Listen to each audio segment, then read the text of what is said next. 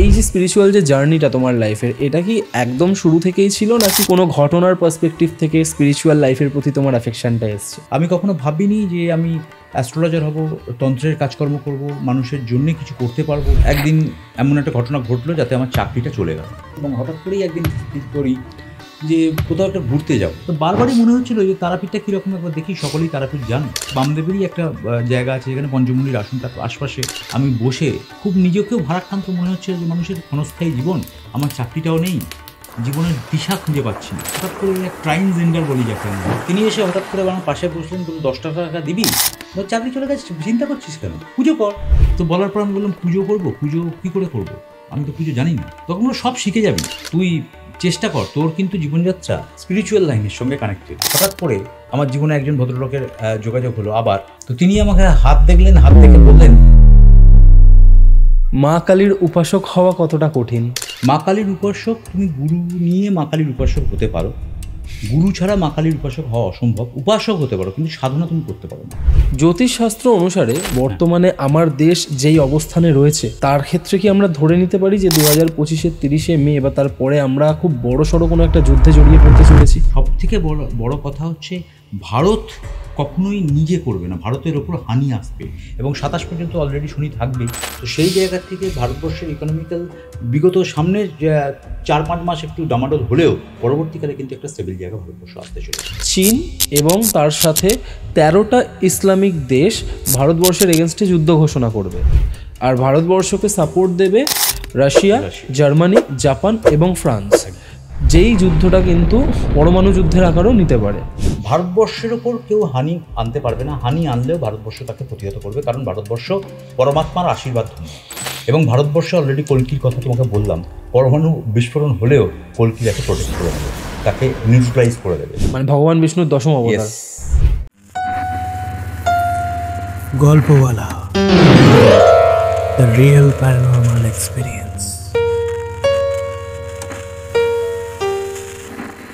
Hello everyone, welcome to Golpowala. আর গল্পওয়ালার আজকের পডকাস্টে আপনারা নতুন কিছু এক্সপিরিয়েন্স করতে চলেছেন, কারণ অ্যাস্ট্রোলজার সুরজিৎ ব্যানার্জির সাথে আজকের এপিসোডে আমরা যে কনভারসেশন বিল্ড আপ করেছি সেটা অনেক বেশি ডিপ কনভারসেশন টুয়ার্ডস স্পিরিচুয়ালিটি। আজকে গল্পওয়ালাতে প্রথমবার আমরা সনাতন ধর্ম নিয়ে কথা বলেছি, প্রথমবার আমরা হিন্দুইজম নিয়ে কথা বলেছি। এছাড়াও থাকছে ভবিষ্যমালিকার এমন কিছু ভবিষ্যৎবাণী বা ফিউচার প্রেডিকশন যা আজকে আপনাকে রীতিমতো চমকে দিতে পারে। মোট কথা, আজকের এপিসোড থেকে আপনারা অনেক কিছু শিখতে চলেছেন, অনেক কিছু জানতে চলেছেন। তো আজকের এপিসোড দেখার সময় যদি আপনাদের মনে হয় আপনারা ভবিষ্যতে বা ইন ফিউচারেও এরকমই এপিসোড আবারও দেখতে চান, তাহলে প্লিজ কমেন্ট করে জানাতে ভুলবেন না। লাইক বাটনটাও প্রেস করে দেবেন। আর আপনারাও যদি চান আপনাদের জীবনে ঘটে যাওয়া কোনো সত্যি ভৌতিক ঘটনা বা রিয়েল লাইফ প্যারানর্মাল ইনসিডেন্ট আপনারা আমার সাথে অথবা গল্পওয়ালা পরিবারের সাথে শেয়ার করবেন, তাহলে অবশ্যই গল্পওয়ালার অফিসিয়াল ইমেল আইডি storytelleroritro@gmail.com অথবা আমার ইনস্টাগ্রাম আইডি storyteller_অরিত্রকে ফলো করে ইনবক্সে ঘটনা লিখে পাঠাতে পারেন। এখন ঘড়িতে রাত 10টা আর আমি অরিত্র থাকছি আপনাদের সাথে গল্পওয়ালার প্রথম স্পিরিচুয়াল পডকাস্ট নিয়ে। নমস্কার সুরজিৎ দা। নমস্কার হরিত্র, কেমন আছো? ভালো আছি, তুমি কেমন আছো বলো? আমি ভীষণ ভালো আছি। রিসেন্ট কিছুদিন হলো আমি একটা নতুন সেগমেন্ট শুরু করেছি, যেখানে আমরা বিভিন্ন টপিক এবং বিভিন্ন সাবজেক্টে কথা বলবো, যেগুলো আমাদের অডিয়েন্স বা শ্রোতা বন্ধু যারা আছে তাদেরকে ভীষণভাবে নলেজেবল হতে সাহায্য করবে বিভিন্ন সাবজেক্ট ওয়াইজ। আজকে অনেকদিন পর তোমার সাথে দেখা হলো। তো আগে আমার একটা কথা বলো যে এতদিন পর এসে তোমার কেমন লাগছে? খুব ভালো লাগছে, নতুন করে আরম্ভ করেছো তার জন্য কনগ্রাচুলেশন। আরও এগো, thank you so much. Channel অনেক উন্নতির পথে যাক, মানুষকে দিশা দেখাক, সেই প্রয়াস তুমি যেমন করছো, আমাদের তরফ থেকেও যতখানি প্রয়াস করার দরকার অবশ্যই তোমার সঙ্গে আছি। Thank you, thank you. এটা একটা সামাজিক দায়বদ্ধতাও বটে, মানুষকে সঠিক দিশা দেখানো আজকের যুগে তো অনেকেই করে না, কিন্তু তোমার এই শুভবুদ্ধিযুক্ত এই প্রয়াসকে আমি স্বাগত জানাই, অভিনন্দন জানাই, এবং মায়ের কাছে প্রার্থনা করি তোমার এই চ্যানেল এবং এই যে তোমার যে অগ্রগতি যেন দীর্ঘস্থায়ী হয় এবং দীর্ঘদিন ধরে তুমি যেন এই কাজ করে যেতে পারো। অনেক ধন্যবাদ। মানে কি বলবো, ভীষণ ভালো লাগলো তোমার কথা শুনে। আমাকে একটা কথা বলো, আমি তো তোমার সাথে এই নিয়ে প্রায় অনেকগুলো এপিসোড করলাম, কিন্তু এর আগে যেহেতু বেশিরভাগটাই আমরা ভৌতিক এপিসোড করেছি, তাই কখনো এই কথাটা আমি জিজ্ঞেস করে উঠতে পারিনি, বাট এই প্রশ্নটা প্রথম দিন থেকেই আমার মনে এসেছিল। কারণ আমি যখন কারোর সাথে কথা বলি বা কারোর সাথে মিশি, আমি তাদের ব্যাপারে পুরোটা জানার চেষ্টা করি। ওকে, তো ব্যাপারটা হচ্ছে যে তুমি আমাকে একটা কথা বলো, এই যে স্পিরিচুয়াল লাইফ, একদম রাইট, তোমাদের জীবন তো কোথাও না কোথাও একটু হলেও আমাদের থেকে আলাদা হয়, ঠিক আছে? কারণ তোমরা পুজো অর্চনার মধ্যে দিয়ে যাও, মানে মধ্যে থাকো, বিভিন্ন স্পিরিচুয়াল অ্যাক্টিভিটির মধ্যে থাকো। তোমার কি এই যে স্পিরিচুয়াল যে জার্নিটা তোমার লাইফের, এটা কি একদম শুরু থেকেই ছিল, নাকি সময়ের সাথে সাথে পরিবর্তনের সাথে সাথে কোনো ঘটনার পার্সপেক্টিভ থেকে স্পিরিচুয়াল লাইফের প্রতি তোমার অ্যাফেকশনটা এসছে? একদমই তাই। ছোটবেলা থেকে অ্যাকচুয়ালি তো সেই সময় যখন আমাদের বড় হওয়াটা হয়, সেই সময় আমাদের বিভিন্ন রকম কেরিয়ার নিয়ে মা বাবারা অডিট থাকেন। সেই জায়গা থেকে জন্মানো থেকে বড় হওয়া, জ্ঞান আসা পর্যন্ত স্পিরিচুয়ালিটির কানেকশন আমার মধ্যে কোনো রকম ছিল না। কিন্তু বাড়িতে একটা পুজো আচ্ছার বাতাবরণ ছিল। আমাদের বাড়িতে অনেক অন্নপূর্ণা পুজো হতো, বাবা করতেন, মা প্রথম থেকে সাহায্য করতেন, ভোগ রাঁধা থেকে আরম্ভ করে সব কিছুই একটা বাতাবরণ পুজোর কিন্তু আমার বাড়ির পরিবেশের মধ্যে ছিল। তো সেই জায়গা থেকে বড় হওয়া এবং আমাদের পরিবেশের মধ্যে এই সাহিত্য চর্চা, গান, যাত্রা অনুষ্ঠান, পুজো আচ্ছা করা, এই একটা জগতের সঙ্গে আমরা পরিবারের সকলেই যুক্ত ছিলেন। এখন আনফর্চুনেটলি আমার বাবা মা নেই। তো সেই জায়গার বাতাবরণ থেকে আমার ছোটো থেকে বড় হওয়া, সেই রিচুয়ালস মেনটেন করে বড় হওয়া, যে সকালবেলা ঘুম থেকে উঠে প্রণাম করা, ভগবানকে প্রণাম করা, এই ব্যাপারগুলো আমরা ছোটোবেলা থেকে মা বাবার কাছ থেকেই দেখেছি, শিখেছি। তো সেই জায়গা থেকে স্পিরিচুয়াল বলবো না, সেই জায়গা থেকে ভগবানের প্রতি বিশ্বাস তো ডেফিনেটলি সেই জায়গা থেকে শুরু হয়েছিল। কিন্তু পরবর্তীকালে আমি কখনো ভাবিনি যে আমি অ্যাস্ট্রোলজার হব, তন্ত্রের কাজকর্ম করব, মানুষের জন্য কিছু করতে পারবো, বা আমি মানুষের জন্য নিয়োজিত হয়ে কোনো কাজের জন্য যোগ্যতা অর্জন করতে পারি, সেই ধ্যান ধারণা আমার ছিল না। আমি পড়াশোনা করি, পড়াশোনা করার পর গ্র্যাজুয়েশন করার পর ঘটনার পরিপ্রেক্ষিতে তোমাকে বলি যে ঘটনাটা কীভাবে আমার স্পিরিচুয়াল লাইনের জার্নিটা হলো। করার পর আমি ম্যানেজমেন্ট করার পর আমি কর্পোরেট ইন্ডাস্ট্রিতে দীর্ঘদিন চাকরি করি। একদিন এমন একটা ঘটনা ঘটলো যাতে আমার চাকরিটা চলে গেল। আচ্ছা, চাকরিটা হঠাৎ করেই চলে গেল। প্রাইভেট কোম্পানির চাকরি, প্রেশার ছিল, আমি হয়তো সেই মতো তাদের যে ড্রিম ছিল সেইটা ফুলফিলমেন্ট করতে পারিনি। প্রথম থেকেই আমি একটু খামখেয়ালি লোক ছিলাম, কিন্তু আমি খুব ইমোশনাল, আবেগপ্রবণ, মানুষের দুঃখে কাতর হই, আমার চোখেও জল আসে, ভাবনা আসে, রাত্রিবেলা শুয়ে অনেক কিছু চিন্তার মাথার মধ্যে দানা বাঁধে। তো চাকরি চলে যাওয়ার পর যথারীতি সকলেই বলতে, আর জানো পাড়া প্রতিবেশী, সমাজ ব্যবস্থা, চাকরি চলে যাওয়া মানে ভাবে যে আর কোনো দিন চাকরি পাবে না, চাকরি আর আমি হয়তো করতে পারবো না। তো সকলেই বিভিন্ন রকমভাবে বিভিন্ন রকম মন্তব্য দিতে থাকে। আমি খুব দুঃখবোধ অনুভব করতে থাকি এবং হঠাৎ করেই একদিন স্থির করি যে কোথাও একটা ঘুরতে যাব। তো ঘুরতে যাব, কোথায় যাব, তারাপীঠ আমি কখনো যাইনি সেই সময়। তো বাবাকে বললাম, মা তখন জীবিত, বাবা জীবিত, বাবাকে বললাম একটু তারাপীঠ যাব। বাবা বললো তুই একা যাবি? তখন আরেকজন বন্ধু ছিল, তাকে বললাম যাবি? তো তারাপীঠ কেন, দীঘা চল না। তো বারবারই মনে হচ্ছিলো যে তারাপীঠটা কীরকম, একবার দেখি, সকলেই তারাপীঠ যান, অনেক গল্প টল্প পড়েছি তারাপীঠ সম্পর্কে, যাই ঘুরে আসি। তো সেইভাবে তারাপীঠ চলে গেলাম। তারাপীঠ চলে যাওয়ার পর বিকেলবেলা শ্মশানের মধ্যে, আজ থেকে বহু বছর আগেকার কথা বলছি, শ্মশানের মধ্যে একটা অন্ধকার বাতাবরণ, মানুষের দেহ পুড়ছে, মানুষ আর্তনাদ করছে, কাঁদছে। তো এগুলো দেখে ভারাক্রান্ত হয়ে আমি একটা জায়গায়, বামদেবেরই একটা জায়গা আছে যেখানে পঞ্চমুনির আসন, তার আশপাশে আমি বসে খুব নিজেকেও ভারাক্রান্ত মনে হচ্ছে যে মানুষের ক্ষণস্থায়ী জীবন, আমার চাকরিটাও নেই, জীবনের দিশা খুঁজে পাচ্ছি না। ঠিক ইতিমধ্যে মানে এই ঘটনাটা আমি ভাবতে হঠাৎ করে এক ভদ্রলোক বলবো না, ভদ্রলোক মানে ট্রাইনজেন্ডার বলি যাকে আমরা, তৃতীয় লিঙ্গের মানুষ আমার মনে হয়েছে দেখে। তখন তিনি এসে হঠাৎ করে আমার পাশে বসলেন, বললো 10 টাকা দিবি? বললাম হ্যাঁ নাও 10 টাকা। বললো কী চিন্তা করছিস? আমি তখন বললাম যে না কিছু চিন্তা করছি না, এই মায়ের কাছে এসেছি, মনটা খুব ভারাক্রান্ত, জানো তো, আমার চাকরিটা চলে গেছে, কি করব, দিশেহারা আমি। চাকরি চলে গেছে, চিন্তা করছিস কেন? পুজো কর। আমি পুজো করব? যেহেতু আমি ব্রাহ্মণ সন্তান, তখন সে জানে না আমি ব্রাহ্মণ সন্তান বলে। ও তোর নাম কি? আমি বললাম আমি সুরজিৎ ব্যানার্জি। ব্যানার্জি শাণ্ডিল্য গোত্র?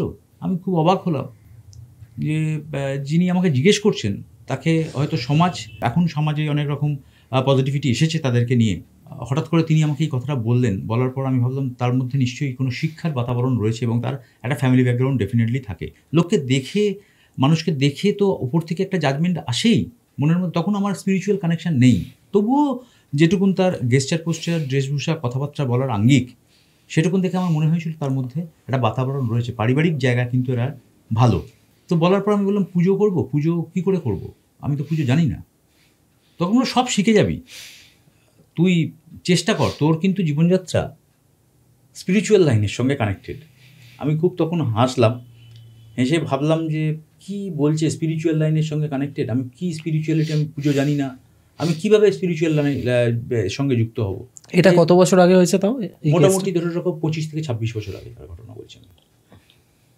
সেই সময় আমি আর মাথার মধ্যে রাখিনি। হঠাৎ করে তারপরেই কিছুক্ষণ পরে আমি 10 টাকা দেওয়ার পর তিনি চলে যান। চলে যাওয়ার পর আমার মনে হয়, এই রে, আমি কথাগুলো পুরো পরিপূর্ণতা পেলাম না। তো তখন কথার মধ্যের মধ্যে স্ট্রাইক করে এবং আমি তাকে খুঁজতে আরম্ভ করি, কিন্তু দুর্ভাগ্যবশত আমি তাকে আর খুঁজে পাই না। বাড়ি ফিরে আসি, এসে বাবা মাকে বলি যে এরকম একজন বললো। বাবা মাও তখন বললো যে ওরকম অনেকেই কাকচরিত আছে, তারা তারাপীঠ শ্মশানে বা বিভিন্ন জায়গায় এরকম তীর্থস্থানে বলে দেয়, ওগুলো নিয়ে চিন্তা করিস না, চাকরির চেষ্টা কর। কিন্তু মনের মধ্যে আমার ওই স্ট্রাইক শুরু হয়ে গেল যে পুজো করব, স্পিরিচুয়াল কানেকশনের সঙ্গে যুক্ত হবো, কীভাবে করব, এটা করার কি পথ, বা এটা করে আমি জীবনযাত্রা কী করে চালাবো।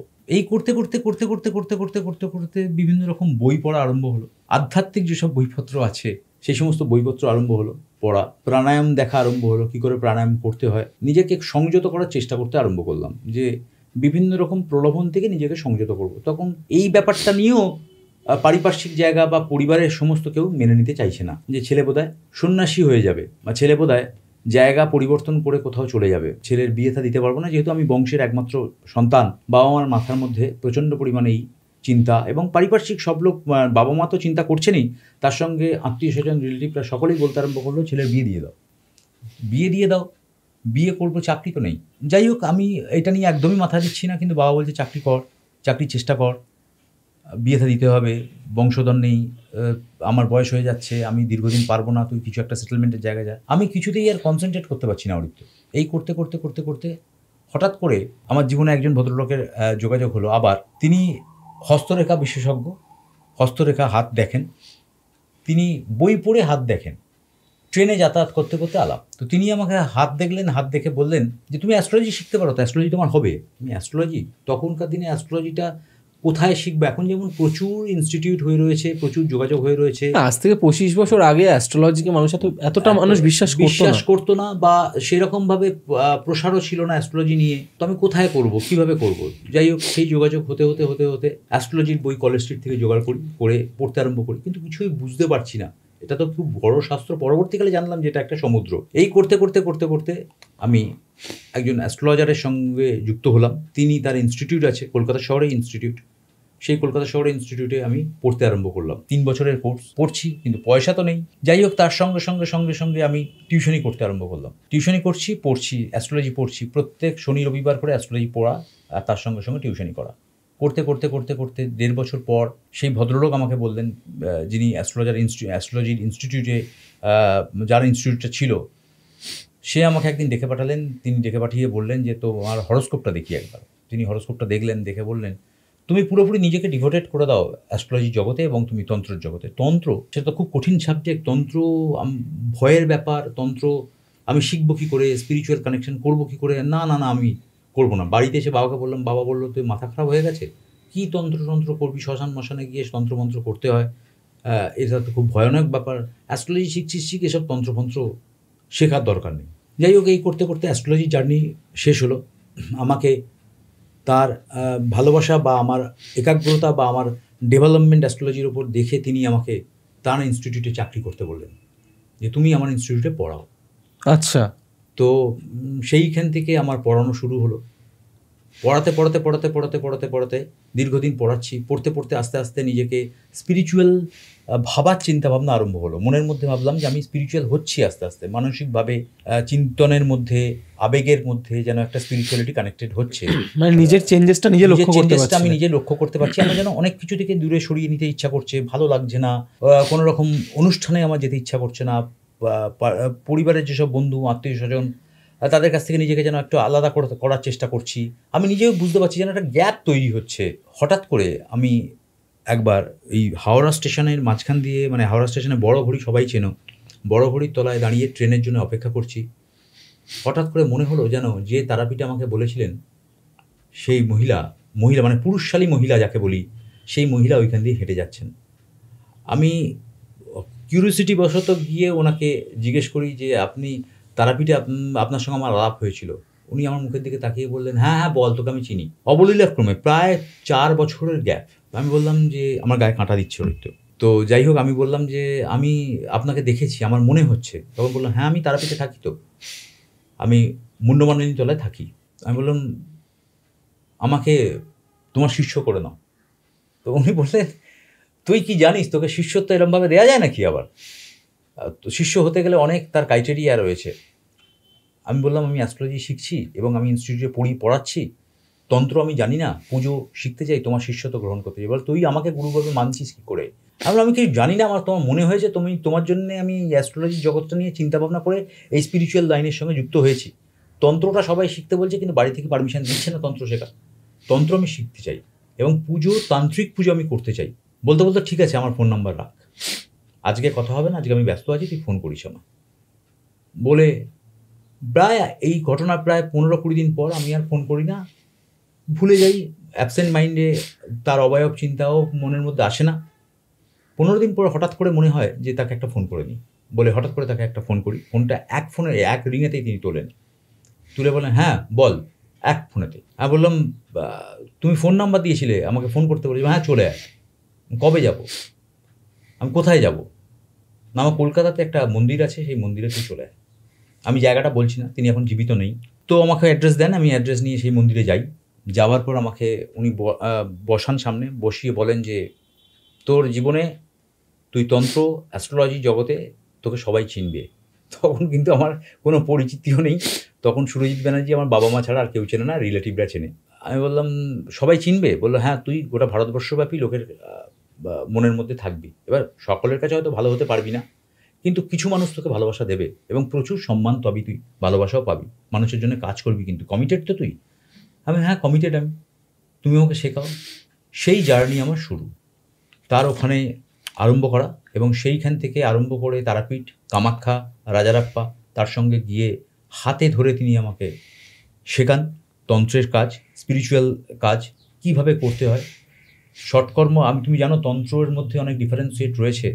তন্ত্র অ্যাকচুয়ালি সৃষ্টিটাই হয়েছে ব্রহ্মার 4টে মুখ, চতুর্মুখী ব্রহ্মা, তিনি বেদের সৃষ্টি করেছেন। আর পঞ্চ আমনায় থেকে শিব মহারাজ, ভগবান শিব, তিনি তন্ত্রের সৃষ্টি করেছেন। তো এই গূঢ় রহস্য তন্ত্রের উদ্ঘাটন হলো আমার ওনার কাছ থেকে, কি করে তন্ত্রের সৃষ্টি। আগমতন্ত্র, নিগমতন্ত্র রয়েছে, এর মধ্যে কথা আছে। তিনি বললেন আমাকে যে শিব বলছেন, পার্বতী শুনছেন, নারায়ণ সম্মতি দিচ্ছেন। আগমতন্ত্রের মধ্যে পড়ে। নিগমতন্ত্র হচ্ছে যেখানে পার্বতী বলছে, শিব শুনছে, নারায়ণ সম্মতি দিচ্ছে, তাকে নিগমতন্ত্র বলা হয়। এবং বিন্ধ্য পর্বতকে নাভিস্তর কল্পনা করে তন্ত্রের প্রান্তা হিসাবে ভাগ করা হয়েছে তন্ত্রকে। অনেক কিছু শিখলাম, হাতে ধরে উনি শেখাতে আরম্ভ করলেন। শেখার পর উনি আমাকে দীক্ষা দিলেন, পূর্ণ অভিষিক্ত করলেন। উনি করেন না সাধারণত, শাক্ত অভিষিক্তর পর পূর্ণ অভিষিক্ত করেন না। ওনার মধ্যে সেই ক্যাপাসিটি ছিল, পূর্ণ অভিষিক্ত সবাই করতে পারে না, শাক্ত অভিষিক্ত পর্যন্ত গিয়েই আটকে যায়। তিনি পূর্ণ অভিষিক্ত করলেন। পূর্ণ অভিষিক্ত করার পর উনি আমাকে পারমিশন দিলেন বিভিন্ন রকম জিনিস তৈরি করার, যে যন্ত্রম থেকে আরম্ভ করে বিভিন্ন রকম কবচ তাবিজ বানানোর যে প্রক্রিয়া ওনার কাছ থেকে শিখলাম। উনি আমাকে অভিষিক্ত করে আমাকে কিছু জিনিসপত্র দিলেন, যেগুলো আমার তন্ত্র জগতে এখনও পর্যন্ত সেগুলো দ্বারাই আমি কাজকর্ম করি। এইভাবেই আমার সৃষ্টি। এখন তোমাদের এই চ্যানেল এবং মানুষের কিছু হয়তো উপকার 1% হয়তো করতে পারি বা করতে পেরেছি, সেই জন্য হয়তো মানুষ গ্রহণযোগ্যতা দিয়েছে, ভালোবাসা দিচ্ছে, এখনো স্টিল মানুষ ভালোবাসা দিচ্ছে। বিগত 25 বছর ধরে তুমি এই স্পিরিচুয়াল জার্নির মধ্যে প্রফেশনালি করছি আমি 11 বছর। মানে আমি 25 বছর এই কারণেই ধরলাম, তার কারণ দেখো প্রফেশনালি তুমি তখন নিজের লাইফে এই অ্যাস্ট্রোলজি, তন্ত্র, এই সমস্ত জিনিসগুলোর মধ্যে নিজের লাইফকে ইনভলভ করেছো। যখন তুমি পুরোপুরি ব্যাপারটা শিখেছো, একদমই তাই। যখন তুমি নিজে মেন্টালি, ফিজিক্যালি তন্ত্র বা অ্যাস্ট্রোলজি বা স্পিরিচুয়ালিটির উপর নিজেকে পুরোপুরি সঁপে দিয়েছো, তারপর কিন্তু তোমার এই জার্নিটা 25 বছরের। একদম। এই 25 বছরে তোমার এক্সপিরিয়েন্স থেকে তুমি আমাকে বলো যে হিন্দুইজম হ্যাঁ, বা সনাতনী ধর্মে আমাদের লাইফের বিভিন্ন ফেজ থাকে, সে আমাদের জীবনের যে পর্যায়গুলোকে তুমি কিভাবে দেখো, বা তোমার মতে হিন্দুইজম অনুযায়ী আমাদের লাইফের বিভিন্ন ফেজকে তুমি কিভাবে ব্যাখ্যা করবে? হিন্দুইজম একটা উপমহাদেশের ধর্ম। এটা হচ্ছে বহুমাত্রিক একটা কথা আছে, বহুমাত্রিক ধর্ম। এর মধ্যে এর বৈচিত্র্য, এর মধ্যে যে নিগুড় রহস্য, রিচুয়াল, এর মধ্যে যে সাদৃশ্য বৈসাদৃশ্য, সব মিশ্রণের একটা সাংগঠনিক ফল। এর কোনো কেন্দ্রীয় গ্রন্থ বা এর কোনো তাত্ত্বিক গ্রন্থ হিসাবে প্রকাশিত নয়। ভারতবর্ষ ব্যাপী সমস্ত জায়গায় প্রায় 120 কোটি মানুষ হিন্দুইজমের সঙ্গে যুক্ত। যদি বিশ্বের জনসংখ্যা ধরো তাহলে 15 থেকে 16%। এখানে বহু দেবদেবীর কথা আমরা ধরে চলি। বৈষ্ণব আছে, শৈব আছে, শাক্ত আছে, ভক্ত আছে। অ্যাকচুয়ালি ঘটনা হচ্ছে এই হিন্দুইজম বহুমাত্রিক একটি ধর্মের জায়গা, এবং এর মধ্যে সার্বভৌমত্ব হচ্ছে যে এটি এক এবং অবিনশ্বর। এই ধর্মের মধ্যে মূল কথা হচ্ছে মোক্ষ লাভ। মোক্ষ লাভ, মোক্ষ মানে আত্মার মোক্ষ। গীতা একটা খুব ভালো শ্লোক আছে, মলিন মোচনং পুংসানং জলস্নান দিনে দিনে গীতামৃত স্নান সংসারও মলনাশনম। সংসারের যে মল, সেটা তোমার নাশ করতে গেলে তোমাকে শাস্ত্রজ্ঞ হতে হবে। তার মানে কি তুমি শাস্ত্রজ্ঞ হয়ে পণ্ডিত হবে? না, তোমার মধ্যে শিষ্টাচার, নৃশংসতা, ভালোবাসা, আবেগ, অনুপ্রেরণা, কিছুটা হলেও শাস্ত্রজ্ঞান, অহিংসা, এই পথ অবলম্বন করে তুমি হিন্দুইজমকে বাড়িয়ে নিয়ে যেতে পারো। এবং আধ্যাত্মিক সচেতনতা, তার বোধ বুদ্ধি, তার মধ্যে নিজের একাত্মা হয়ে অন্তরাত্মার বহিঃপ্রকাশ, সেটাই তোমার ভবিষ্যৎ, বর্তমান এবং তুমি যেটা চিন্তাভাবনা করছো তার বহিঃপ্রকাশ। তোমার সিম্বল, তোমার বডি ল্যাঙ্গুয়েজ, তোমার অবয়ব তোমাকে ঠিক করে দেবে তোমার হিন্দুইজম। তোমার ব্যক্তিসত্তার বহিঃপ্রকাশ এবং তার সঙ্গে সঙ্গে তোমার অন্তরাত্মার উৎস শক্তিকে মানুষের কাছে পৌঁছে দেয়া। আজকের দিনে দাঁড়িয়ে যদি আমরা দেখি যে মানুষ ধর্ম পালন করার চেয়ে অনেক বেশি সক্রিয় নিজেকে কিভাবে ধর্ম মানছি এটা দেখানোতে। মানুষ ধর্মকে নিয়ে আজকাল অনেক বেশি শো অফ করতে ব্যস্ত। ভগবান শ্রীকৃষ্ণ বলেছিলেন নিজের ধর্মকে পালন করতে হবে, ঠিক আছে, কিন্তু মানুষ আজকাল ধর্ম পালন করার চেয়ে অনেক বেশি ইন্টারেস্টেড নিজে ধর্ম মানছি এটা দেখানোতে। তো ধর্ম পালন আর ধর্ম মানার মধ্যে যে একটা থিক লাইন রয়েছে, একটা ডিফারেন্স গ্যাপ রয়েছে, এটা মানুষ বুঝতে পারছে না। এটা মানুষকে ঠিক কতটা ভুল দিকে চালিত করছে। দেখো, তুমি যে কোনো জিনিসেই তুমি ভগবান বলে একটা অবয়বকে তুমি কল্পনা করতে পারো। সেটা তোমার মা হতে পারেন, বাবা হতে পারেন, তোমার গুরু হতে পারেন, বা কোনো মূর্তি হতে পারে। ইষ্ট ভগবান এবং তোমার প্রতিদিনকার পূজার যে কানেকশান, তার মধ্যে তোমার অন্তরাত্মা নিহিত চাই। অন্তরাত্মাকে কানেক্টেড হতে হবে। তুমি প্রচুর ফুল দিয়ে, প্রচুর শো অফ করে, লোককে খাইয়ে, প্রচুর পরিমাণ মন্ত্র উচ্চারণ করে তুমি পুজো করছো।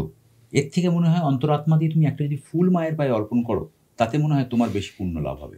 আমাদের অনুময় কোষ, আনন্দময় কোষ, জ্ঞানময় কোষ, মনোময় কোষ, যে কোষ আছে, সেই কোষের বহিঃপ্রকাশ কিন্তু তোমার এই তোমাকে ধর্মপ্রাণ করবে। এবং এই পাপ এবং অপরাধ তুমি অনেক করতে পারো, কিন্তু পাপ তোমাকে একটাও করা যাবে না। অনুময় কোষের উপরে উঠলে তোমার পাপ, অনুময় কোষ সমকক্ষ থাকলে তোমার অপরাধ। তুমি ঘুষ নিলে, এটা তুমি অপরাধ করলে, পাপ নয়। কারণ ঘুষের পয়সাটা নিয়ে তুমি কাউকে ডোনেট করতে পারো, সেটা তোমার অপরাধমূলক জায়গা, পাপ নয়। কারণ তুমি ঘুষের পয়সাটা নিয়ে তুমি কাউকে সাহায্য করলে। ওকে। তো অপরাধ এবং পাপের মধ্যে ডিস্টিংগুইশটা এরকমভাবে, অনুময় কোষের ওপরে উঠলে তোমার পাপ, অনুময় কোষের সমকক্ষ থাকলে তোমার অপরাধ। তাহলে তুমি অপরাধ অনেক করতে পারো। অপরাধ মানে আমি খুন করলাম সেটা অপরাধ, সেটা মাফ হয়ে গেল, এটা আমি বলছি না।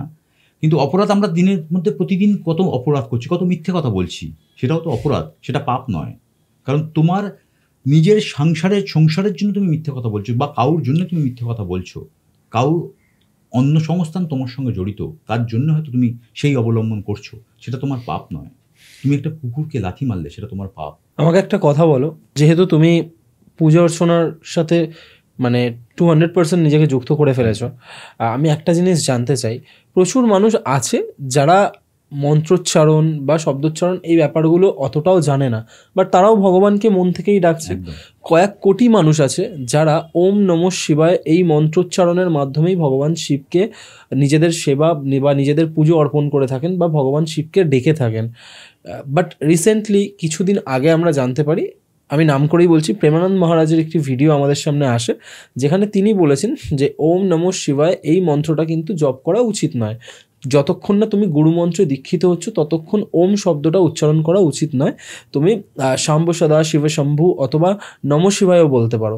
তাহলে একটা কথা বলো, যারা এগুলো জানে না, ওকে, যারা জানে না, যাদের এই জ্ঞানটা নেই যে কোন মন্ত্র আমি ভগবানের জন্য বলবো, আমি মানে গুরুমন্ত্রে দীক্ষিত হব কি না, তো তারা তো জানছে না ব্যাপারগুলো, তাহলে তাদের পুজো কি ভগবান শিব কখনো গ্রহণ করে না? আচ্ছা, আমি আমার প্রেমানন্দ মহারাজের অনেক জ্ঞানী ব্যক্তি, আমি কোনো কন্ট্রোভার্সিতে যাব না। আমি খুব সামান্য, আমি এইটুকু জানতে চেয়েছি যে ওম কথার অর্থটা আগে তোমাকে জানতে হবে। ওম কথার অর্থ হচ্ছে আ হর্ষ ম। তাহলে আ হচ্ছে আমাদের যে ইরা পিঙ্গলা যে চক্রগুলো রয়েছে, সেই চক্রগুলোকে এনহ্যান্স করা, সেই চক্রগুলোকে পজিটিভিটি দেয়া। তাহলে আমরা ব্রিদিংস নিয়ে, শ্বাস নিয়ে আম মন্ত্র উচ্চারণ করলাম, ম দিয়ে আমরা বার করে দিলাম। তাহলে এর মধ্যে ক্রিয়েটিভ কাজগুলো কী কী হচ্ছে, যে আমরা যখন উচ্চারণ করছি আমার ক্রিয়েটিভিটি দিচ্ছে, হর্ষও আমাকে লাইফ অ্যান্ড ডেথের স্পিরিচুয়ালিটি দিচ্ছে, এবং আমার মোক্ষ দিচ্ছে। তাহলে এই ওম মন্ত্রের উচ্চারণ আমার স্পিরিচুয়ালিটি, আমার কানেকশন অফ ক্রিয়েটিভিটি, এবং তার সঙ্গে সঙ্গে আমার দর্শন বোধ। মোক্ষ মানে আমার দর্শন, আমার জীবন দর্শন। তাহলে এই মন্ত্র উচ্চারণ করলে তোমার জীবন দর্শন তুমি প্রাপ্তি হচ্ছে। এতে আমাদের শারীরিক কী বেনিফিট হচ্ছে? শারীরিক বেনিফিট হচ্ছে তোমার যে থ্যালামাস হাইপোথ্যালামাস রয়েছে সেটা অ্যাক্টিভেটেড হচ্ছে। যে কোষগুলো মাইটোসিস করে না, সেই মাইটোসিসের কোষগুলো তোমার অ্যাক্টিভেট হচ্ছে। তার সঙ্গে সঙ্গে তোমার থোরাসিক যে ক্যাভিটি, যেটাকে আমার টনসিলাইটিস বা থোরাসিক জায়গা, আমি ডাক্তারি শাস্ত্র জানি না, কিন্তু শাস্ত্র বলছে সেই জায়গাগুলো এনহ্যান্স হচ্ছে। তোমার ডাইজেশন পরিপূর্ণতা পাচ্ছে, ডাইজেশনের সক্রিয়তা বাড়ছে, ইমিউনিটি বাড়ছে ওম মন্ত্র। এবার নমঃ শিবায়, এটা পঞ্চাক্ষর মন্ত্র। নমঃ শিবায় কি দন্তেন্য তোমাকে মাটিকে রিপ্রেজেন্ট করছে, ম জলকে রিপ্রেজেন্ট করছে, শি আগুনকে রিপ্রেজেন্ট করছে, বা বায়ুকে রিপ্রেজেন্ট করছে, আর উন্তস্ত সবগুলোকে রিপ্রেজেন্ট করছে। ওকে। তাহলে নমঃ শিবায় পঞ্চাক্ষর মন্ত্র তোমার অন্তঃশুদ্ধি, আত্মার শুদ্ধি, ইনার্সিয়া, তোমার ব্যক্তিসত্তার বহিঃপ্রকাশ, তার সঙ্গে সঙ্গে তোমার মানসিক দৃঢ়তা এবং তোমার প্রভাব প্রতিপত্তির কানেকশন। তাহলে ওম নমঃ শিবায় বললে, আমি জানি না, আমার অতখানি স্বাস্থ্য জ্ঞান নেই, আমার মনে হয় ওম মন্ত্র সকলের ক্ষেত্রে উচ্চারণ হয়তো করা উচিত নয়। প্রেমানন্দ মহারাজ বলেছেন, ওনার ওপর আমি কোনো কথা বলতে চাই না বা জানি না, আমি অতখানি আমার জ্ঞান নেই, কিন্তু অবশ্যই নমঃ শিবায় তো বলা যেতেই পারে। আমি জানতে চাইলাম যে যারা জানে না এই জিনিস, যারা জানে না নমঃ শিবায় বলতে পারে, নমঃ শিবায় বলতে পারে, কোনো অসুবিধা নেই। ওম মন্ত্র, কিন্তু ওম মন্ত্রের নিয়ে এর অনেক কন্ট্রোভার্সি রয়েছে, যে ওম মন্ত্র গুরু মন্ত্রে দীক্ষিত না হওয়া পর্যন্ত হয় না, সাধারণত হয় না। আবার বলে অনেকে ওম মন্ত্র নারীরা করতে পারবে না, পুরুষরা করবে, এরকম অনেক কথাবার্তা রয়েছে। কিন্তু আমি অতখানি শাস্ত্রজ্ঞ নয়, আমার যেটুকু নলেজ অনুযায়ী আমার মনে হয় যে শরীর, মন এবং তোমার আত্মার শুদ্ধিকরণের জন্য, বিশুদ্ধিকরণের জন্য তোমার এটার দরকার। এবং তোমার পঞ্চ ইন্দ্রিয় রয়েছে, 5টা ইন্দ্রিয় রয়েছে, চোখ, নাসিকা, চক্ষু, কর্ণ, নাসিকা, জিহ্বা, ত্বক, সবগুলোর যে অনুভব শক্তি, সেই অনুভব শক্তির সঙ্গে কিন্তু এই মন্ত্র কানেক্টেড। তাহলে সবগুলো যদি সক্রিয় করতে চাও, তোমার এই মন্ত্র জপ করলে তোমার সবগুলো কিন্তু সক্রিয় হবে। এবং তার সঙ্গে সঙ্গে তোমাকে বলবো যে এই যে ধরো মাটি তোমাকে শক্তি দিচ্ছে, জল তোমাকে তারল্য দিচ্ছে, বায়ু তোমাকে গতি দিচ্ছে। তাহলে এই সবগুলো কিন্তু একে অপরের সঙ্গে ইন্টারলিঙ্কের সঙ্গে কানেক্টেড। আমি বিজ্ঞানকে সঙ্গে সঙ্গে কানেক্টেড করলাম স্পিরিচুয়ালের সঙ্গে।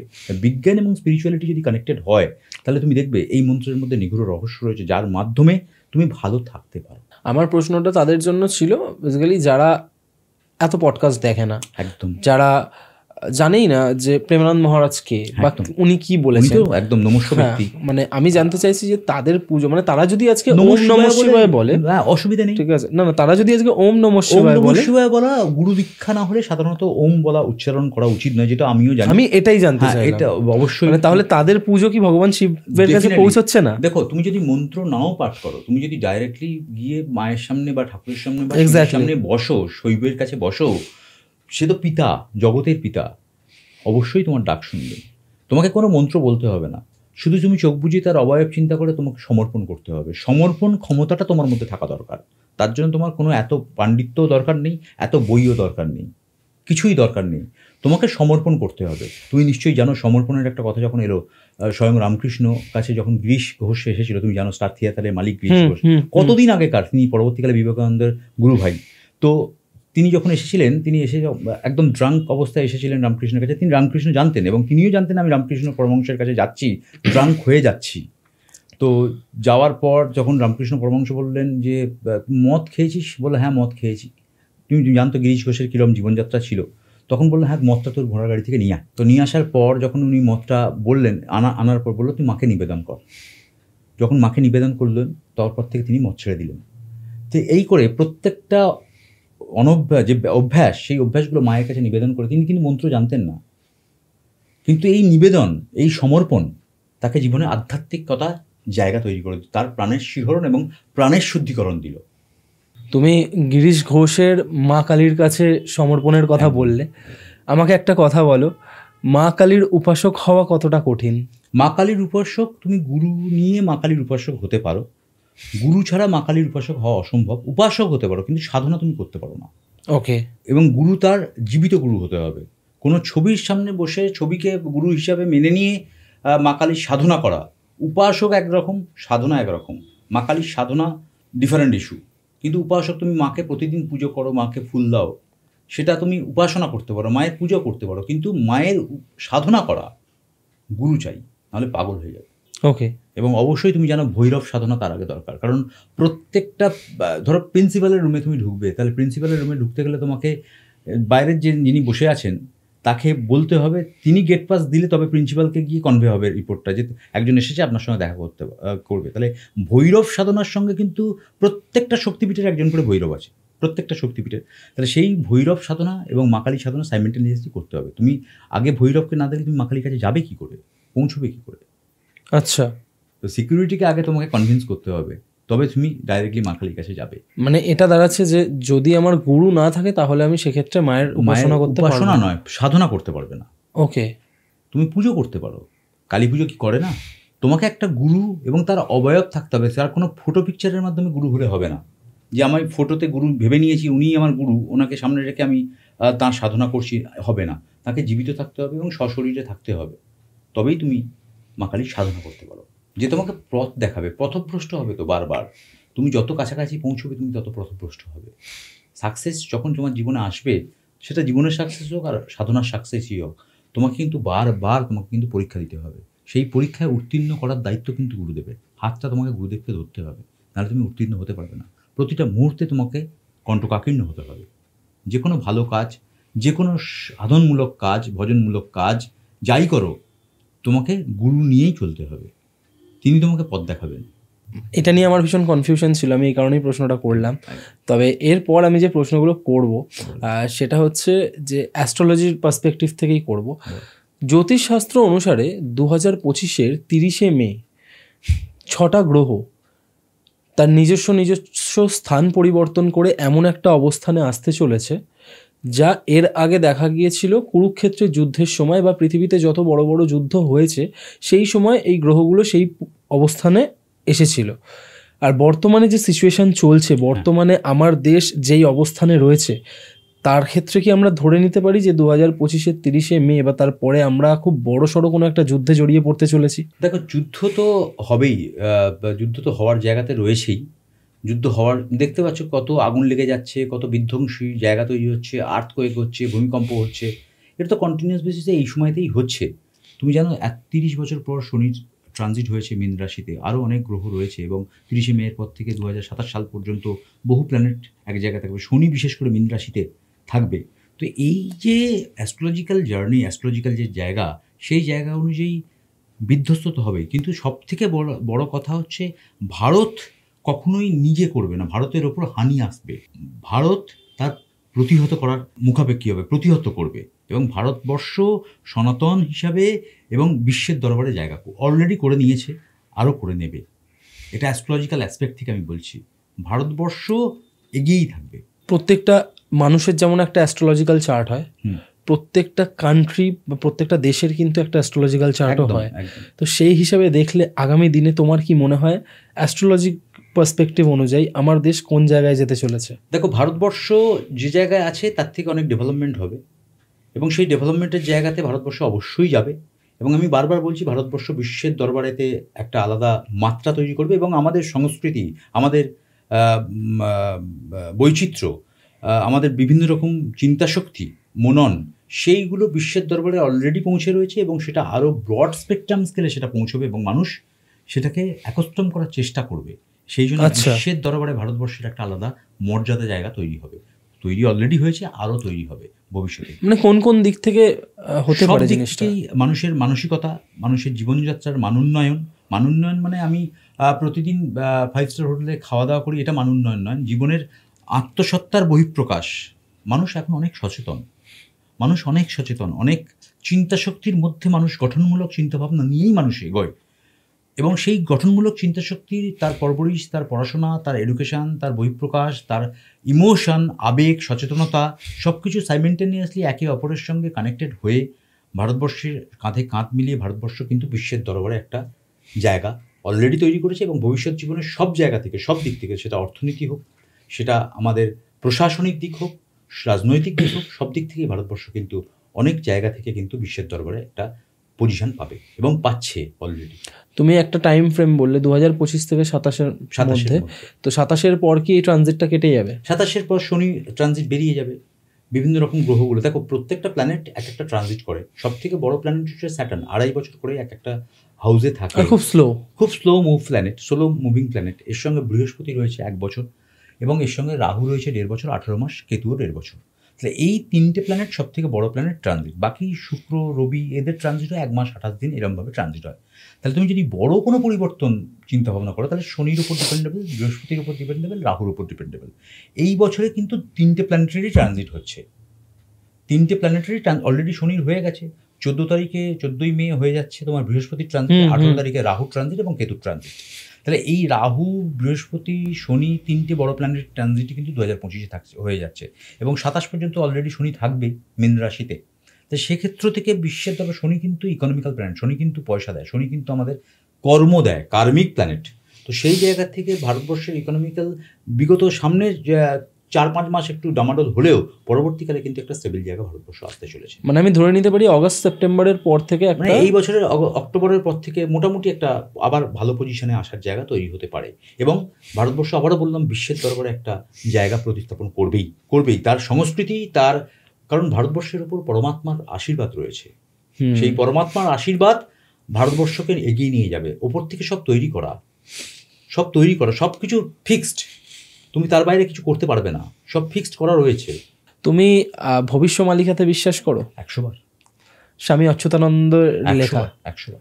তো ভবিষ্যমালিকাতে লেখা আছে যে 2025 থেকে 2027-এর মধ্যে এমন কিছু ট্রানজিট হতে চলেছে, যেমন তুমি যেটা বললে যে শনি যখন মীন রাশিতে অলরেডি আছে, শনি মীন রাশিতে যখন প্রবেশ করবে, তারপর নাকি আমার দেশ মানে ভারতবর্ষ একটা বিশাল বড় যুদ্ধে জড়িয়ে যাবে। কারণ চীন এবং তার সাথে 13টা ইসলামিক দেশ ভারতবর্ষের এগেনস্টে যুদ্ধ ঘোষণা করবে, আর ভারতবর্ষকে সাপোর্ট দেবে রাশিয়া, জার্মানি, জাপান এবং ফ্রান্স, যেই যুদ্ধটা কিন্তু পরমাণু যুদ্ধের আকারও নিতে পারে। এটা কতটা সত্যি বলে তুমি মনে করো? মানে এর আগে কি ভবিষ্যমালিকার এরকম কোনো প্রেডিকশন আছে যেটা হয়নি? বাট আমি যতদূর শুনেছি যে কিন্তু সমস্ত প্রেডিকশনই মিলেছে।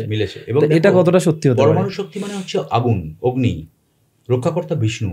হ্যাঁ, অলরেডি কল্কি রূপে আমাদের দেশে অলরেডি রয়েছে, এখানে জন্মগ্রহণ। ইনফ্যাক্ট আমি শুনেছি, মানে যখন আমি ভবিষ্যমালিকা সম্পর্কে জানার চেষ্টা করছিলাম, সেখানে স্পষ্ট লেখা আছে যে এই বইটা তখনই মানে প্রচার পাবে যখন তৃতীয় বিশ্বযুদ্ধ আসন্ন, এবং এই যুদ্ধটা 6 বছর 6 মাস সময় ধরে চলবে। ওকে, আমি সেটাই জানতে চাই যে এটা কতটা সত্যি বা এটা কতটা হওয়ার চান্সেস আছে। হয়তো ক্ষমতা আমার নেই পরিত্র, কিন্তু তবুও বলবো ভারতবর্ষের ওপর কেউ হানি আনতে পারবে না। হানি আনলেও ভারতবর্ষ তাকে প্রতিহত করবে, কারণ ভারতবর্ষ পরমাত্মার আশীর্বাদ ধন্য। এবং ভারতবর্ষে অলরেডি কল্কির কথা তোমাকে বললাম, পরমাণু বিস্ফোরণ হলেও কল্কি তাকে প্রোটেক্ট করে নেবে, তাকে নিউট্রালাইজ করে দেবে, মানে ভগবান বিষ্ণুর দশম অবতার। তো এটা আমার দৃঢ় বিশ্বাস। ভারতবর্ষের উপর যতই হানি আসুক না কেন, ভারতবর্ষ নিজে সার্বভৌমত্ব প্রকাশ করে এবং ভারতবর্ষ বিশ্বের দরবারে সকলকে প্রতিহত করে এগিয়ে যাওয়ার মানসিকতা রাখে, কারণ পরমাত্মার আশীর্বাদ ধন্য। কল্কি, বিষ্ণু, শিব এই জায়গার সঙ্গে কানেক্টেড। সুতরাং পরমাণু বিস্ফোরণ যদিও হয়, আমি ভবিষ্যৎ মালিকাকে বলছি, ডেফিনেটলি ভবিষ্যৎ মালিকা অত জ্ঞান আমার নেই, কিন্তু আমার মনে হয় ভারতবর্ষের যে ক্যাপাসিটি এবং যে ভগবানের যে আশীর্বাদ ধন্য জায়গা, সেই জায়গা থেকে ভারতবর্ষে খুব বড় হানি হয়তো হবে না, কারণ পরমাণু বোমা বিস্ফোরণ হলেও সেটা কল্কি দেব সেটাকে কিন্তু প্রতিহত করে নিউট্রালাইজ করে দেবে, তার আঁচ হয়তো আমাদের আসবে না। নতুন যুগের তো সৃষ্টি হচ্ছে, নতুন যুগের সৃষ্টি হতে হবে। ইনফ্যাক্ট হ্যাঁ, এই যে মানে ভবিষ্য মালিকার এই যে প্রেডিকশন যে শনি মীন রাশিতে ট্রানজিট করার পরে যে যুদ্ধে জড়িয়ে যাবে এবং 6 বছর 6 মাস যে এই যুদ্ধ চলবে, আর এই যুদ্ধের পরেই নাকি এক নতুন যুগের সূচনা হবে। নতুন যুগের সূচনা হবে। নতুন যুগ মানে কি ভারতবর্ষ ধ্বংস হয়ে যাবে? না না, নতুন যুগের সূচনা মানে মানুষের জীবনযাত্রার মান ডিফারেন্ট হবে, মানুষের জীবনযাত্রার মান ডিফারেন্ট হবে। তুমি মানে একটা পরিবর্তন আসতে চলেছে। পরিবর্তন দেখো, তোমাকে ছোটবেলা থেকে কেউ বললো এটা apple, A for apple, apple দেখিয়ে করলে, তাহলে তুমি তারপর থেকে করলে সেকেন্ডারি করলে, হায়ার সেকেন্ডারি করলে, তারপর গ্র্যাজুয়েশন করলে, তারপর পিএইচডি করলে, এমএসসি করলে, করার পর তোমাকে কি আর অ্যাপেল নিয়ে গিয়ে দেখাতে হয়? তেমন তোমার অবয়বে যদি সেট হয়ে যায় ব্যাপারটা, সেই ঘটনা তুমি ভুলতে পারো না। তেমনই আমাদের জীবনযাত্রার মান এইরকমভাবেই চলতে থাকে। তা তুমি যেটা ছোটোবেলা থেকে দেখছো সেটা নিয়েই তুমি পরবর্তী জীবন জেনারেশন এগোতে থাকবে। সুতরাং আমার মনে হয় যে যুদ্ধের সম্ভাবনা তো অবশ্যই রয়েছে, কিন্তু যেটাই হোক না কেন ভারতবর্ষের উপর বড় কোনো হানি হবে বলে আমার মনে হয় না। আমি যেটুকু জানি, আমি খুব একদম সামান্যতম নলেজেবল একজন অ্যাস্ট্রোলজার, তন্ত্রক্রিয়া করি। এমনিতেও ভারতবর্ষকে দেবভূমি বলা হয়। দেবভূমি এবং পরমাত্মার আশীর্বাদ ধন্য জায়গা। ভারতবর্ষের ওপর আঘাত আনতে পারে, ভারতবর্ষ কখনো নিজে গিয়ে যুদ্ধ করবে না, ভারতবর্ষ প্রতিহত করবে যুদ্ধকে। ভারতবর্ষ কখনো গিয়ে নিজে যুদ্ধে দাম্মামা বাজিয়ে দেবে না। আজ অব্দি মানে ছোটবেলা থেকে ইতিহাসও পড়েছি বা আজ অব্দি যতই যেটুকু জেনে থাকি না কেন, কোনোদিন এটা আমরা কোথাও দেখিনি যে ভারতবর্ষের কোনো রাজা মহারাজা বা কোনো সম্রাট অন্য দেশের যুদ্ধ ঘোষণা করে তাদেরকে দখল করার চেষ্টা করেছে কি করেনি। তাহলে ভারতবর্ষের ওপর হানি, পরম ব্রহ্ম ভারতবর্ষের ওপর রয়েছে, বিশ্ব ব্রহ্মাণ্ড ভারতবর্ষের সঙ্গে কানেক্টেড, পরম ব্রহ্ম কানেক্টেড, তার আশীর্বাদ ধন্য, ভগবানের জায়গা, সনাতন ধর্মের জায়গা। তো সেই জায়গা থেকে আমার মনে হয় ভারতবর্ষেতে খুব একটা বিরাট হানাহানি হবে বলে মনে হয় না। হানাহানি করার চেষ্টা করলেও সেটা প্রতিহত করার ক্ষমতা ডেফিনেটলি থাকবে। সব দেখে ইকোনমিক্যাল, স্ট্যাটিস্টিক্যাল, পলিটিক্যাল, রাজনৈতিক সব জায়গা থেকেই ভারতবর্ষ প্রতিহত করার ক্ষমতা আছে এবং ভবিষ্যৎ জীবনে আরও এটা ডেভেলপমেন্ট করবে। একদম পডকাস্টের শেষে চলে এসেছি। শেষ একটাই কথা তোমার কাছ থেকে জানতে চাই, সেটা হচ্ছে যে মানুষ যদি সত্যিকারের ধার্মিক হতে চায়, আমার কাছে ধার্মিক কথার অর্থ হচ্ছে যে দুস্থদেরকে সেবা করে, যে অবলা প্রাণীদের সেবা করে, যে অন্যের দুঃখে কাঁদে, যে অন্যের খুশিতে খুশি হয়, যে অপরের কোনো কাজে হিংসা করে না, যে কারোর উন্নতি দেখলে তাকে টেনে নামানোর চেষ্টা করে না। তো মানুষ যদি প্রকৃত ধার্মিক হতে চায় তাকে কি কি করতে হবে? দেখো, কি কি করতে হবে বলে জীবনযাত্রার মান উন্নয়ন করা। মান উন্নয়ন মানে আমি প্রতিদিন রাত্রিবেলা ফিরে গান শুনবো বা প্রতিদিন রাত্রিবেলা ফিরে আমি ইরেগুলার লাইফস্টাইলের সঙ্গে কানেক্টেড হব, এটা আমার মনে হয় জীবনযাত্রা নয়। নিজেকে একটুখানি ভগবানের সঙ্গে কানেক্টেড হওয়া, নিজের মা বাবাকে সম্মান করা। যেমন তোমাকে বলবো, বানপ্রস্থ সম্পর্কে কেউ বলে না, সন্ন্যাস সম্পর্কে সবাই বলে। বানপ্রস্থ যেটাকে বলি আমরা, বানপ্রস্থ সম্পর্কে আমরা কিন্তু কোনো জায়গাতে তুমি পাবে না, কোনো পডকাস্টেও তুমি পাবে না বানপ্রস্থটা কি। সন্ন্যাসটা সবাই বলে, সন্ন্যাস সম্পর্কে সব জায়গাতে ইলাবোরেটলি বলা আছে, কিন্তু বানপ্রস্থটা কি সেটা কিন্তু কেউ বলে না। মানুষকে বলছি, স্পিরিচুয়ালিটির সঙ্গে সঙ্গে কিছু স্বার্থ ত্যাগ করতে হবে। সব আমার চাই, এই সব চাওয়ার জায়গা থেকে তোমাকে নিজেকে নিউট্রালাইজ করতে হবে। যখন তোমার সন্তান সন্ততি হয়ে যাবে, বৃদ্ধাশ্রম ধরো, এই বৃদ্ধাশ্রমের কনসেপশনটা বানপ্রস্থ চলে গেছে বলে বৃদ্ধাশ্রমের কনসেপশনটা এসেছে। আগেকার দিনে মানুষ কী করতো, আগেকার দিনে মানুষের পোতাপতি হয়ে গেল, যার মানে নাতি নাতনি হয়ে গেল, তারপর তোমাকে ছেড়ে দিতে হবে, তাদেরকে জীবনযাত্রা চালানোর জন্য দিয়ে দিতে হবে। তুমি মাথা কলালে হবে না, তুমি এবার ভগবান দর্শন করো, ভগবানের নাম করো, স্তুতি করো, শাকাহারী হয়ে যাও। ভোগ না করলে তুমি ত্যাগ করতে পারবে না। আগে তোমাকে ভোগ করতে হবে, আর ভোগ করে তোমাকে ত্যাগ করতে হবে। মোক্ষ মানে কি? মোক্ষ মানে প্রাণের বিশুদ্ধিকরণ। আর প্রাণের বিশুদ্ধিকরণ আসবে কি করে? তোমাকে অধ্যয়ন করতে হবে, পুস্তক অধ্যয়ন করতে হবে, নিজেকে আপডেট করতে হবে, এবং অবশ্যই ভগবানের নাম, ভগবানের চরণ স্পর্শ করে ভগবানের স্তুতি করা, মানুষকে ভালোবাসা, হিংসা না করে অহিংসার একটা প্রাণবন্ত উদাহরণ তৈরি করা, জীবন্ত হিসাবে নিজেকে বারবার প্রমাণ করে নিজের শিহরণ জাগানো। দেখুন, মানুষ ফ্রাস্ট্রেটেড হয়ে যাচ্ছে, ডিপ্রেশনে চলে যাচ্ছে। জীবন্ত আমি বাঁচতে চাই, আমি কে, এই কোয়েশ্চেনগুলো মানুষের মধ্যে কিন্তু অ্যাবলিশের জায়গায়। মানুষ সকালবেলা ঘুম থেকে উঠছে, পয়সা রোজগারের তাগিদে দৌড়চ্ছে, রাত্রিবেলা বাড়ি ফিরছে, প্রচুর টেনশন নিয়ে অফিসের কাজ করছে, আবার ভোরবেলা উঠে চলে যাচ্ছে। তাহলে তাদের মধ্যে প্রাণের শিহরণ কিন্তু নেই। বেঁচে থাকার আঙ্গিক তো সকলের অধিকার। সেই আঙ্গিকে, তার আঙিনায় নিজেকে রাঙিয়ে কালারফুল থাকতে হবে। ভালো থাকার একটাই উপায়, ভগবানের নাম স্তুতি করা, নিজেকে এক্সপেকটেশনকে কমিয়ে দেয়া, চাহিদা কমিয়ে দেয়া, একটা স্ট্যাটিক জায়গায় নিজেকে বেঁধে রাখা।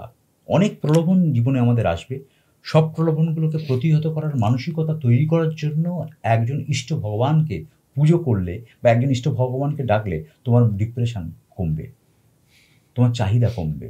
তুমি মানে ওই গিরিশ ঘোষের কথাই বললাম, সমর্পণ করো, সমর্পণ করো। এবং একটা কথা আবারও বলবো, একং শাস্ত্রং দেবপুত্র গীতম, একং দেব দেবকীপুত্র এব, এক মন্ত্রতস্য নমা আমি জানি, কর্মপেক্ষং তস্য দেবস্য সেবা।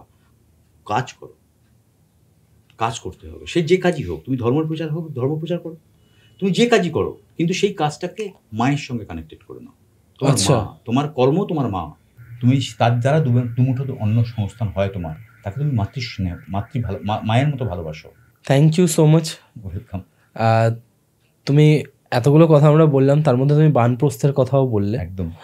তো এটা পুরোপুরি মানে আমার জানাই ছিল না, বানপ্রস্থের সাথে এই যে বৃদ্ধাশ্রম বা বানপ্রস্থের সাথে একে অপরের যে কানেকশন, এটা আমি জানতাম না, এটা আজকে নতুন জানলাম, তার জন্য অনেক ধন্যবাদ। তো কেমন লাগলো আজকের এপিসোডটা? খুব ভালো লাগলো, এই কথাগুলো বলতে পারলাম তোমার এই চ্যানেলে এসে, তোমার এই পডকাস্টের চ্যানেলে এসে আমি নিজেকেও ধন্য মনে করলাম। কারণ আমি অত জ্ঞানী মানুষ নয়, কিন্তু তুমি আমাকে এই প্ল্যাটফর্ম দিয়েছো, এবং আজকে আমি এই কথাগুলো তোমার কোয়েশ্চেন সাপেক্ষে আমি বলতে পারলাম এই প্ল্যাটফর্মে এসে। এই জন্য আমি নিজেকে কৃতার্থ মনে করছি। মানুষের কাছে কিছুটা হয়তো মেসেজ যাবে। দেখো, সকলের কাছে তো আমি ভালো হতে পারবো না, কিন্তু কিছু মানুষ যদি শুনে কিছুটা চেঞ্জ করার চেষ্টা করে, সেটাই আমার বড় পাওনা, অবশ্যই আমার জীবনের পরম পাওনা। এর আগে আমরা যতবারই কথা বলেছি, আমরা ভৌতিক এপিসোড করেছি, ভৌতিক ঘটনা করেছি, ভৌতিক ঘটনা তোমার কাছ থেকে শুনেছি। তো আজকের এপিসোডটা পুরোপুরি অন্যরকম ছিল। তো এই এক্সপিরিয়েন্সটা কিরকম? খুব ভালো এক্সপিরিয়েন্স। ভবিষ্যতে আবারও যদি তুমি ডাকো এরকম ধরনের পডকাস্টে, আমি ডেফিনেটলি নিশ্চয়ই চলে আসবো। এবং আমি চাই যে হিন্দুজম, আমি চাই এই যে আমার গীতা, বেদ, রামায়ণ, চণ্ডী মানুষের ঘরে ঘরে থাকুক, মানুষের ঘরে ঘরে পৌঁছুক, মানুষ জানুক। রামায়ণ মহাভারতে যা আছে সব এখন হচ্ছে, সব ইমপ্লিমেন্টেশন এখন হচ্ছে।